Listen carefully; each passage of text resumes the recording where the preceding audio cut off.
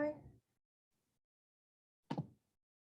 Okay, and we are recording. My name is Melissa Ziobro, and I am the Specialist Professor of Public History at Monmouth University in West Long Branch, New Jersey.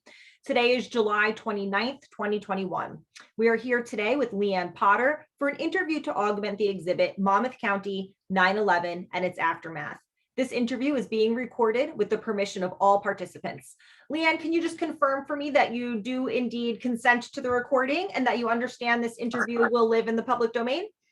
I certainly understand all of that. Yes. Okay, thank you so much. So tell me a little bit about your early life, just roughly where and when were you born and raised? I grew up in, I was born in Sacramento, California, and I grew up in a little town about 40 minutes north of Sacramento called Yuba City. Okay. And then I wound up going to California State University at Sacramento for a degree in mechanical engineering. And during the process of getting the degree, I wound up being hired as an engineering co-op student at Sacramento Army Depot. And after I got my degree, I stayed on there for a couple of years and then ultimately transferred to Fort Monmouth from California. Okay. Roughly when did you come to Fort Monmouth? May of 2006.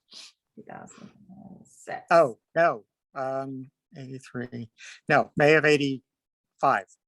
May of 85. Okay. May of 85.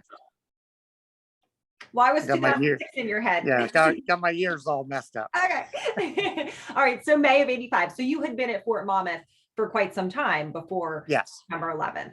Okay. Yes. And tell us, when you arrive at Fort Monmouth, what office are you working for? When I first got there, I was working in EW Arista at the time. I2WD was down at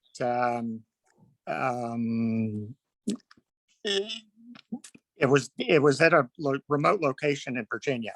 Yep.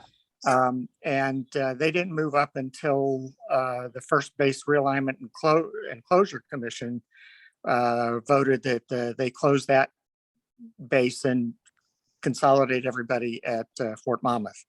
Okay. So I worked on an electro-optical program for the first probably 4 or 5 years, and then I moved into an intelligence organization and started writing threat assessments for a lot of the electronics and communication systems at the fort. And then from there, I wound up going into I2WD.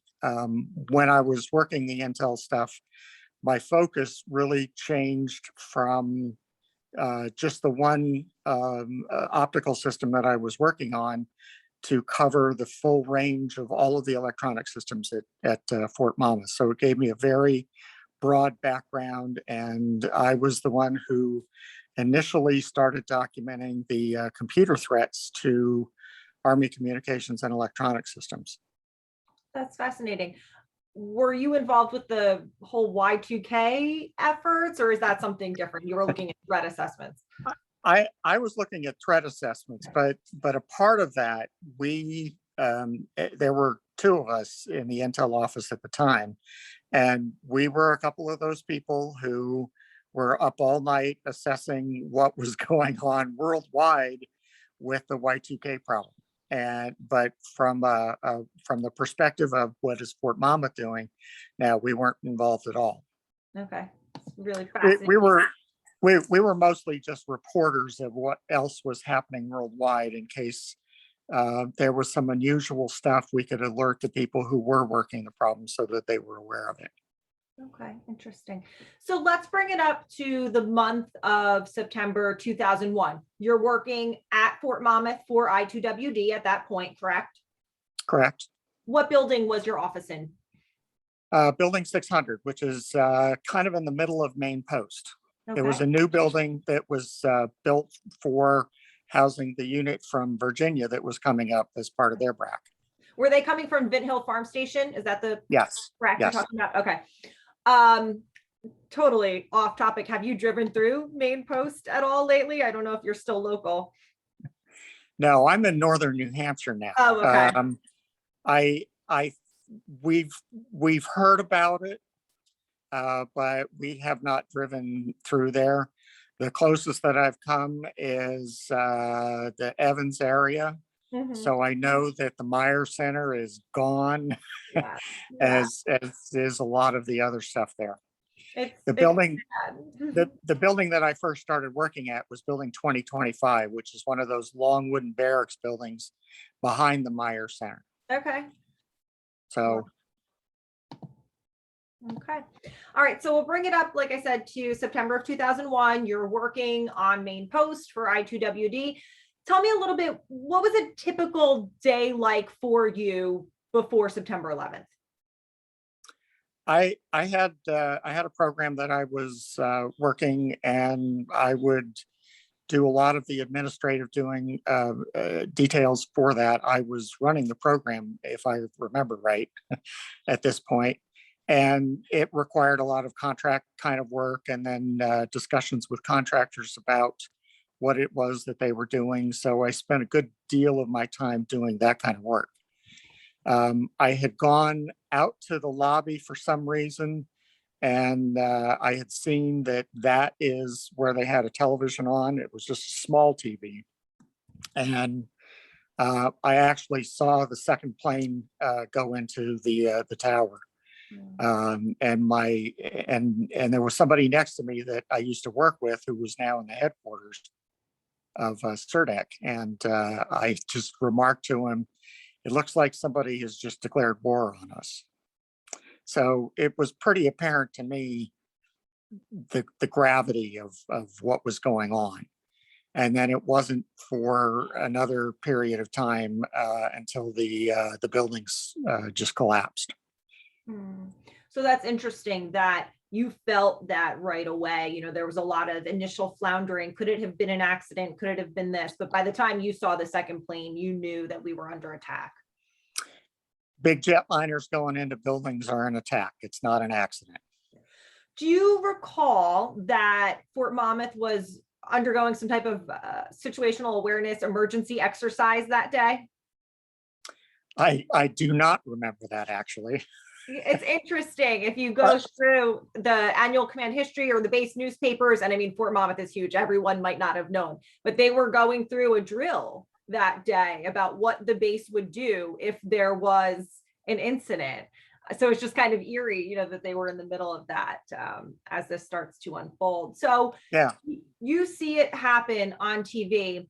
What then happens on base? Were there email communications at that point telling the employees what to do, where to go? Were people sent home? You know, can you kind of tell us what you remember?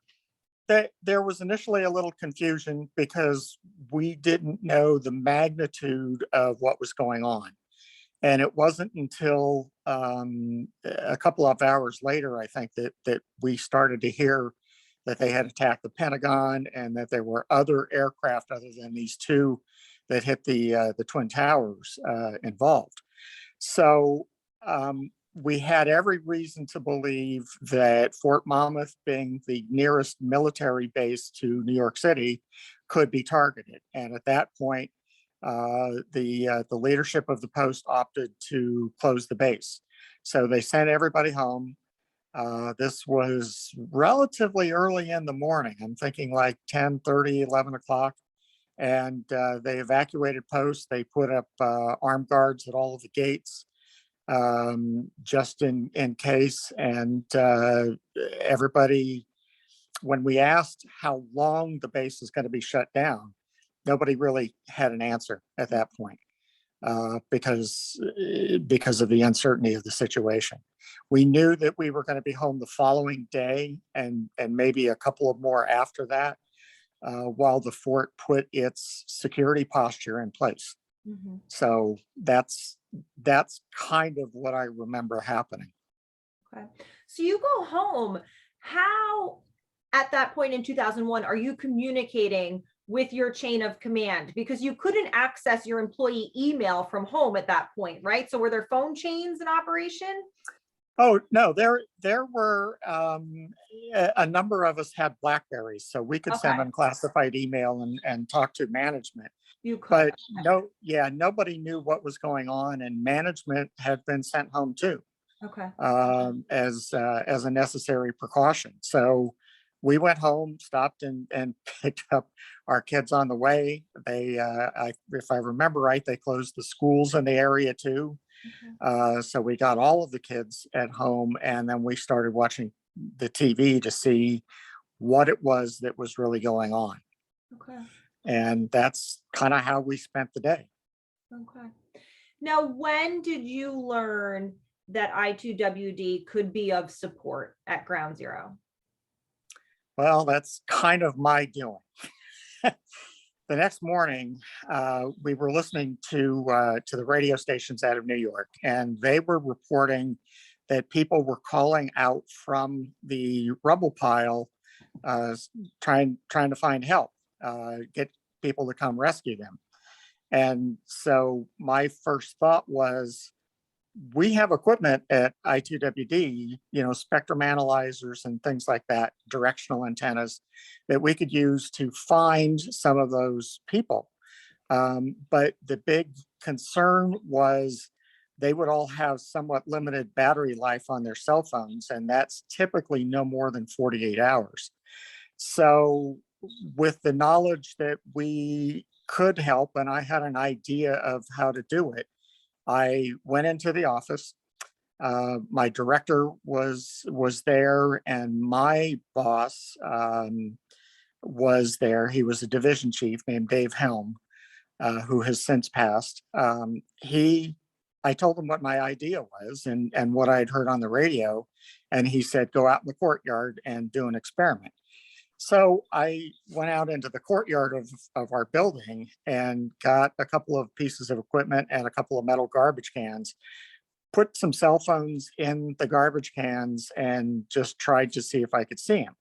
We already knew that there was going to be a somewhat heavy metal and reflection of signals uh, situation there, which can make doing the kind of work that we wanted to do very difficult. So I did about 20, 30 minutes worth of experiments out in the courtyard by myself. And I went back in to report the results to my boss. I said, we can see the signals. So there's a reasonable chance that we could do this, and we can narrow them in within a reasonable percent with the kind of antennas that we had at the time. So what I didn't know is that while I was out doing this experiment, the leadership from my organization was had made contact with I believe it was the Adjutant General of New York, a two-star, who was at the Javits Convention Center coordinating the National Guard efforts, and talked to him about it. And he said, "Yep, get a crew together and get in here." And I went to work that morning not knowing if I would wind up going in. So I didn't have a lot of preparations made for that kind of an experience. So I, as we were gathering a crew of volunteers to go in and then gathering equipment, I ran home, got some things that I knew I would need, including a camera and my phone, and ran back to the office and started putting everything together in the van that we ultimately took in. Now, at this point, they had all of the entrances to the fort were with armed guards, and they were all behind buildings that had been heavily sandbagged. Mhm. So it was a challenge getting on the base for any of us. But there was a crew of, if I remember right, 6 or 7, including 2 military from the organization that wound up going in. We were actually delayed 24 hours because the what we were told was the FBI didn't want us to come in that early on that day because they were afraid of a building collapse on part of the pile. I guess the hotel that had a big gash in the front of it, that was, I think, in one of the pictures that I sent you, they were afraid that that was going to collapse, and they had to do an assessment of that before they let anybody else come in. So we all went home for the night anyway, realizing that the next morning, bright and early, we would probably be called in to go in. Okay, so you prepared to go the 12th. You're ultimately told to stand down, and then you go up the 13th. Yes. Okay. You were concerned about time passing because of the batteries, but because of the structural integrity issues, you still had to wait that little bit. So as you get there on the 13th, you have this plan, but you know the batteries are dying, correct? Right. Right. Okay. So it became just work as fast as you can to get the equipment set up and start getting the initial readings and then start to look for the phones. Okay. Were you able to tell any of your family or your loved ones that you were going up? I mean, it was dangerous up there. Oh yeah. My wife knew everything that was going on. I Yeah. mean, I was talking to her about what I was going to do. I had talked to her about the dream and or not the dream, but the phone news reports, and together we had collectively decided that yeah, I should probably go in and try to do something about this. Mm. Okay, so tell me a little bit about leaving the fort and getting into the city, because all entrances, all access to the city was shut down. I mean, did you have a state police escort or a military escort? How did that work? We were in a government van that had our equipment and all of the people. It was being driven by one of our people. We were initially told to report to the Javits Center, to the military liaison there, and that's what we did. Got finally their approval to go in, and then from the Javits Center, we didn't have any problem getting there. There was, like you said, no traffic anywhere at all. So it was just a quick zoom up the parkway, and then I'm thinking it was the Holland Tunnel, if I remember right, to get to the Javits Center. And then once we got clearance from the Javits Center, um, we got a police escort at that point and went down on the west side of Manhattan, past a lot of the debris piles which had been moved, cars that had been stacked up, that kind of thing, and into the actual site. And we wound up parking behind the on the riverside of the Marriott Hotel, and our base of operations was set up on the mezzanine of the Marriott. So it took us probably from the time we left the Javits Center, probably an hour to get there, and then to start taking the equipment out and getting everything set up. Okay. What were your first impressions of the site? You know, some people have used the term war zone. People describe it in different ways. What were your impressions of the site? Overwhelming.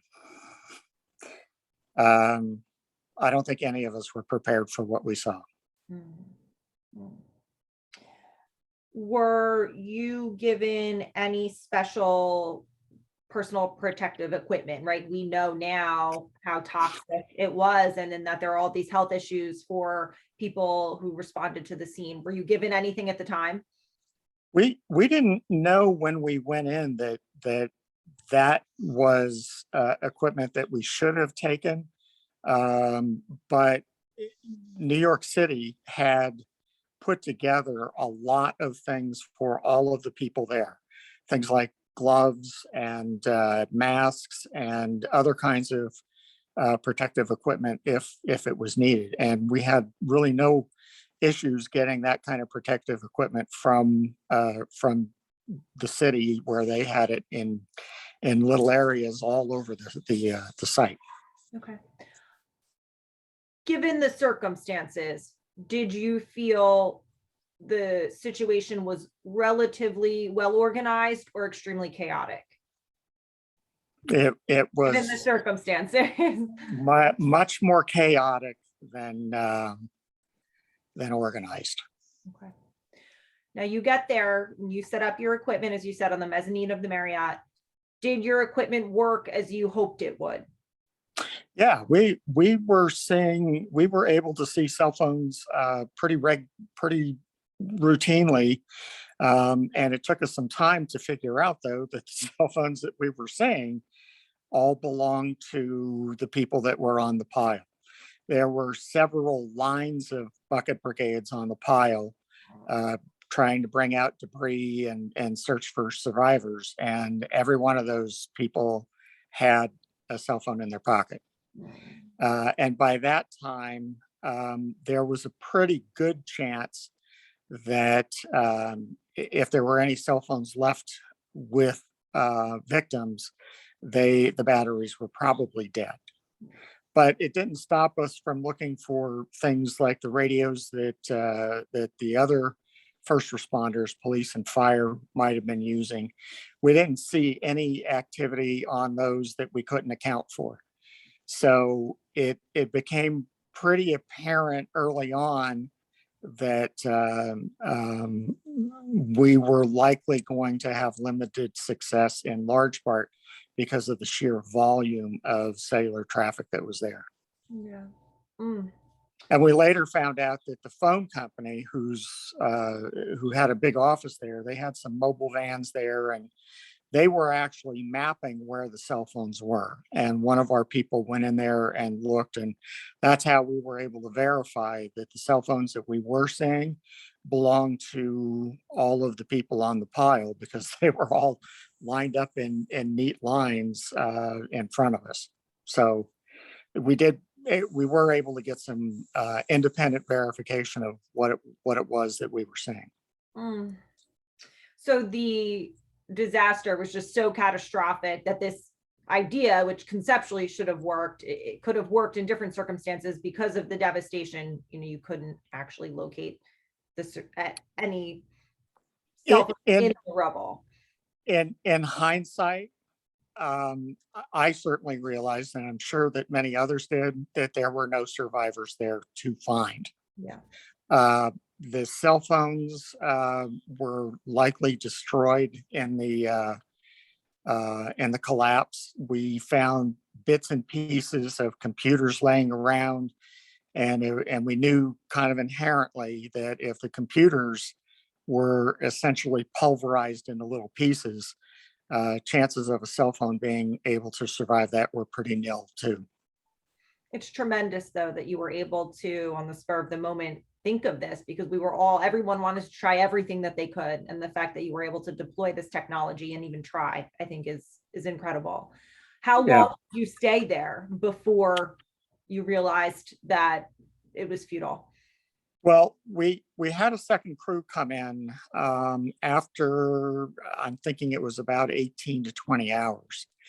And I started talking with one of the people from that crew, Dr. John Kaczynski, and we were looking to we decided that the best opportunity would be to look for another type of signal that I can't really discuss from the cell phones. And we started doing that, and that is a frequency that is very different than what cell phone frequencies normally operate at. And so as we're looking for those kinds of signals, we're hearing a lot of the gypsy cab voice traffic on CB radios out of Brooklyn. One of the people in our group knew the language, was able to translate, and she was able to identify what it was that we were hearing. Mm. But when we started doing that, there were some other signals that kept popping up that we couldn't initially explain. And they were somewhat regular. They were at a relatively low frequency. And ultimately, what we determined was that these were likely signals coming from the black boxes. Oh, At the time, it had been just absolutely pouring rain. So everything on the site was absolutely saturated. And what we think happened, or we're pretty sure happened, is that the massive amounts of rainfall set off the underwater acoustic sensors that were incorporated as part of the black boxes. wow. And that allowed them or caused them to start sending out this regularly pulsed signal that we were seeing. It was the only explanation for that kind of a signal that we had. And when we started to report some of this back to the office, a couple of the people that were there started doing some research on the black boxes and the acoustic sensors. And they were able to confirm to us that the signal patterns that we were seeing were indeed from black boxes, and that there was some specific specialized acoustic equipment that the manufacturer of the black boxes makes to allow people to find those black boxes. Mm. And so we got them on the phone and we actually acquired some of that hardware relatively quickly, if I remember right, because one of the people in my crew, we started using it, and she was actually suspended from a cable from the crane over the middle of the pile. And one thing that I vividly remember is she thought she heard something, and um, she yelled at everybody to be quiet. She thought she had a hit, and you could hear a pin drop on that site. That's how quiet everything got. And ultimately, we didn't find them specifically before we left. We knew that and felt strongly that they were there somewhere, but we didn't know where. And once the FBI found out that we were looking at signals from the black boxes, everyone from our teams had a shadow from that moment on until we left.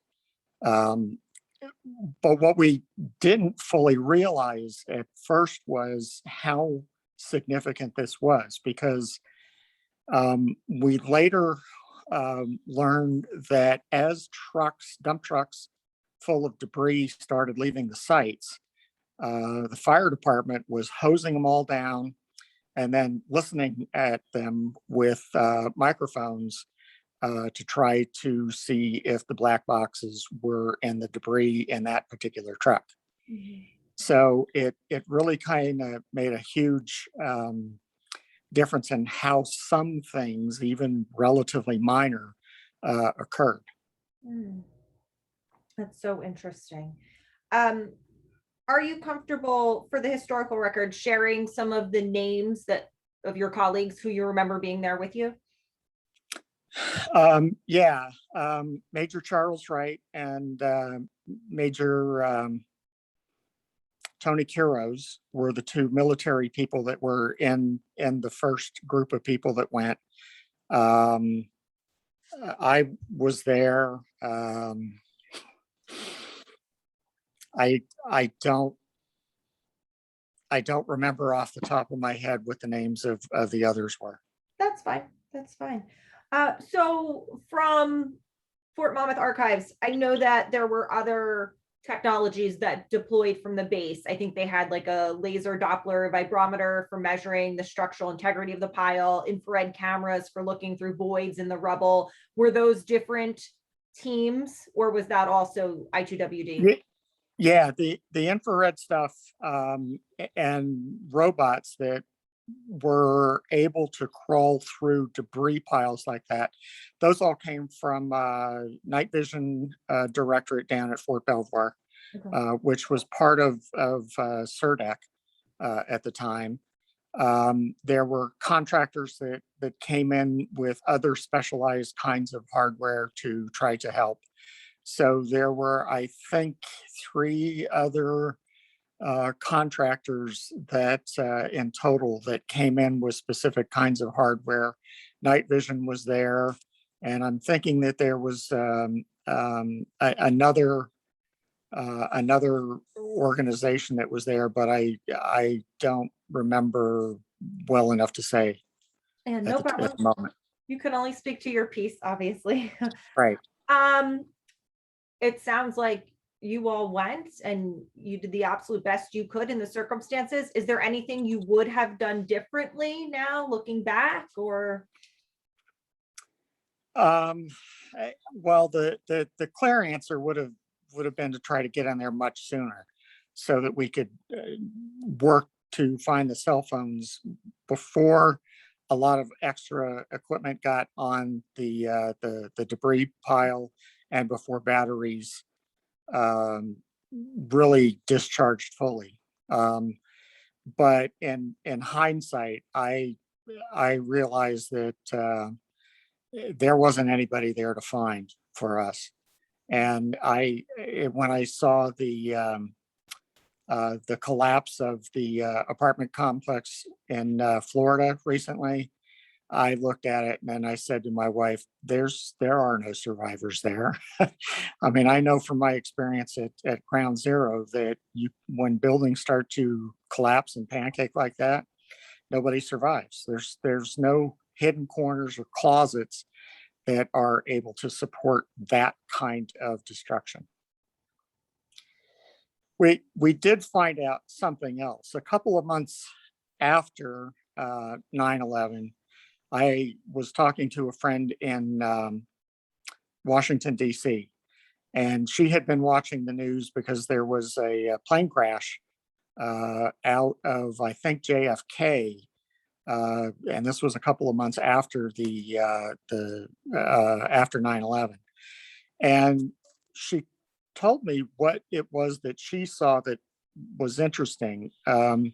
There were pieces of wreckage scattered over a wider area in Queens, if I remember right.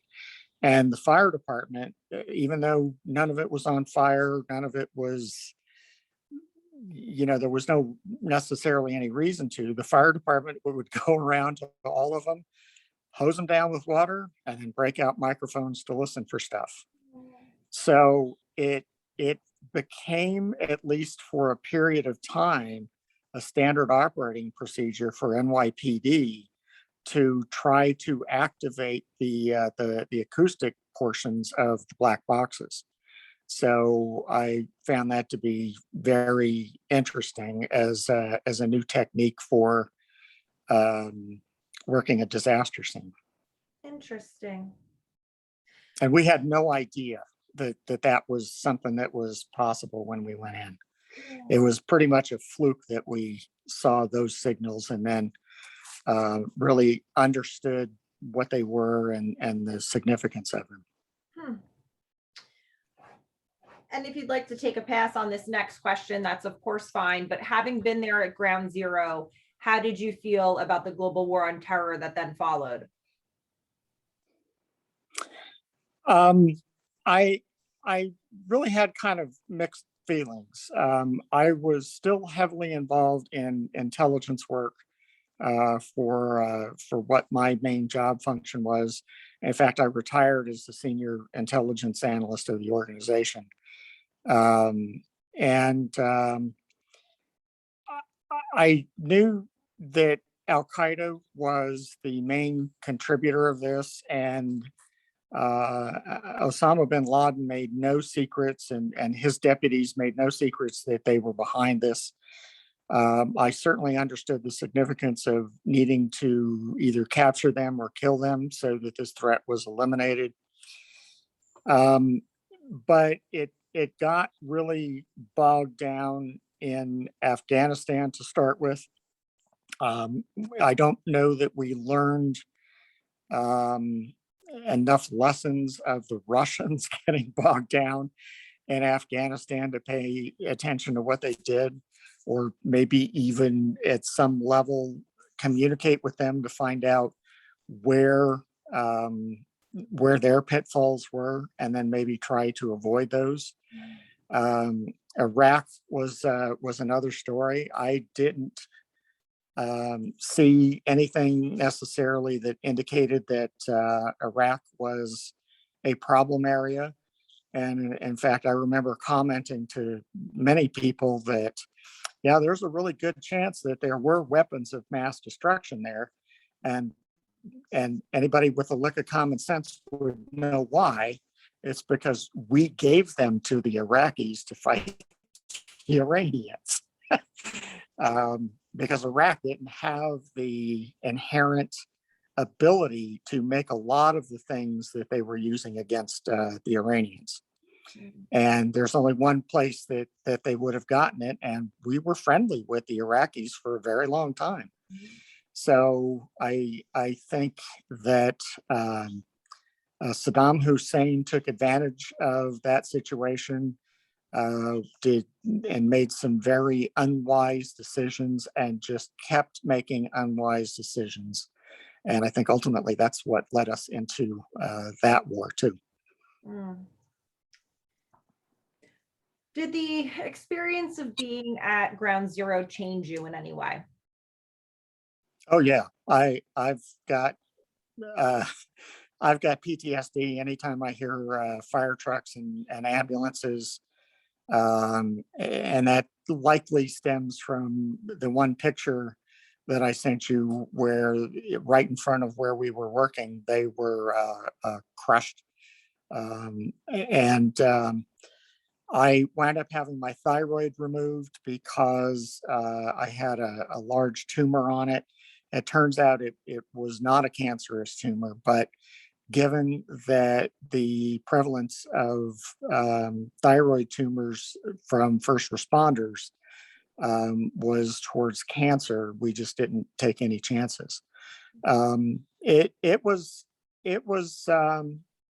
very tough going in there, and it has definitely left some lasting marks that aren't necessarily easy to get over.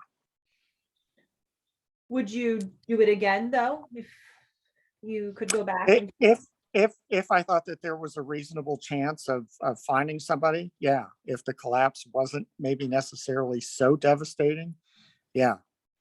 I mean, if you looked at the Florida collapse, there was actually a good chance that in part of the rooms that were still in the part of the building that was still standing, there very easily could have been injured people there trying to call out on phones or whatever, looking for help. And in that kind of a situation, yeah, that would have been something that certainly would have been good to go in and try to isolate, find those people so that first responders could get at them and get them out of there and get them the help that they needed. But in a situation like 9/11 with the towers, no, I'm not sure I would. The one of the most lasting impressions that I had was working at our support vehicle that we drove in, and having people carrying body bags past the thing. And we got to the point where it was pretty easy for us to tell if we were looking at whole bodies or body parts. But we knew what the body bags were. That was all pretty much standard stuff, and their route to get out of the pile was right past us. So I can't tell you how many body bags I saw going past me. you mentioned retiring as the senior intelligence analyst in your organization. Did you stay at Fort Monmouth until the end when it closed, or did you retire before? Nope, I retired at the end of January of 2011. Okay. And My wife stayed until the end of July, and we moved up to New Hampshire in August. okay. Oh, so your wife was at the base this whole time as well? Oh yeah, yeah. Okay. Yeah, she had actually been at Fort Monmouth longer than I was, but I had more federal service because of my prior work in Sacramento. Okay. So we both kind of happily retired rather than going down to Aberdeen Proving Ground. Okay. For us, the financials, it just made more sense to retire. Okay. So, you had years of service at the fort, and as the last command historian at the base, it's got a really special place in my heart. What are some of your best memories of the base? And this doesn't have to be related to 9/11, of course, but just your best memories of the base since it's gone. Well, I remember a lot of meetings on the Meyer Center. Um, I worked next to the Meyer Center every day for probably 4 years. I worked in some offices down at um, the other part of the fort down by Belmore. The Evans area? Evans area, yes. I worked down at the Evans area for a while. Um, I did kind of like the new buildings that were going up for the new people. I think the job I enjoyed most though was working in the Intel organization, writing the threat assessments, because a lot of what happened back then was really unknown. I mean, the intelligence community didn't have a grasp on what computer threats were to military tactical systems. And ultimately, what that meant was somebody had to write that part for the documents. And that somebody wound up being me. And the words that I used were lifted out of my documents and put in other documents that became the reference documents that I had to use then. So that was very gratifying. And then I because of what I wound up working on ultimately at I2WD, I wound up going and doing a lot of communications kind of testing overseas, and that was always a lot of long days, but that was always a lot of fun too. Awesome. Well, thank you for making time for me today. Getting the 9/11 story was certainly important to this exhibit, but just hearing a little bit about your government service generally for the historical record, I'm so happy we could do that. I think a lot of people don't realize how important our military civilians are to our national security infrastructure. So thank you for sharing a little bit today. Is there anything else you'd like to add that we haven't covered? Not on the record, no. Okay, so I'm going to go ahead and stop recording. Let me do that. Where is my button to